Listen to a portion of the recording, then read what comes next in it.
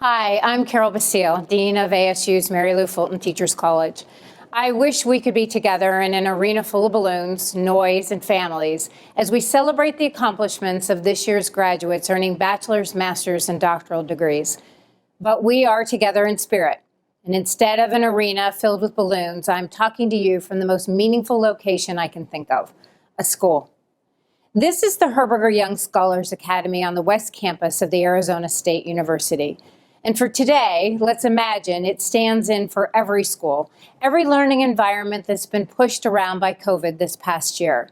There are rooms like this throughout the world, rooms that have too often been empty this year because of the coronavirus pandemic, rooms in which both learners and educators have struggled heroically to keep teaching and learning. And let's further imagine this room stands in for all the learning environments that our graduates are going out into the world to improve. Graduates, whether you do it as teachers, leaders, researchers, policymakers, whether you do it in schools, companies, museums, or any other place where teaching and learning happen, and that includes homes, we think that you're going to play a role in improving education, in igniting individual minds, and in improving systems. On behalf of all members of our extended learning community, it gives me great pleasure to offer congratulations on your achievement, your persistence, and your growth. For many of you, this global pandemic has been a collision between the school of classes and assignments and the school of experience. And it has been both a burden and an opportunity. And you have balanced your studies and in some cases your teaching obligations with a disruption in your lives, which I know have ranged from annoying to severe to even tragic. At our college, we often speak of education and life as requiring us to navigate uncertainty. Well, that truth has been driven home, hasn't it? In this environment, people speak of innovation as a way to manage, control, or steer rapid change. But as educators, let's embrace a core value of principled innovation.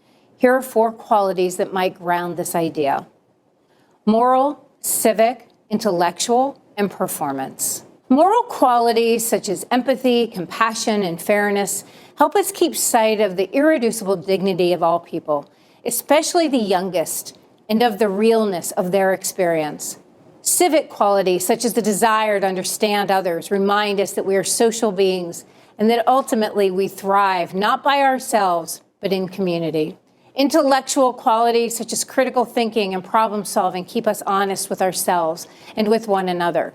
And they help us resist bias, pursue truth, know fact from opinion, even when that's hard. Performance qualities such as initiative, creativity, perseverance, resilience, risk-taking, and collaboration help us marry the quality of our actions to the strength of our convictions.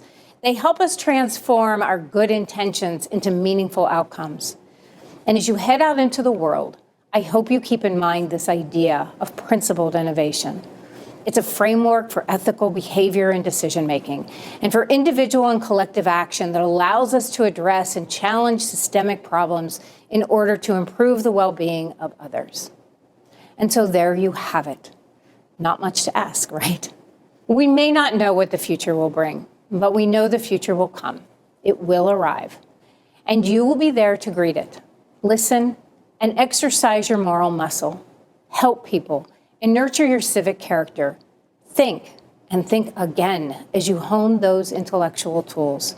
Navigate uncertainty and seek allies in both expected and unexpected places as you improve your own performance and the joy you take in living and working. And don't forget to take care of yourself.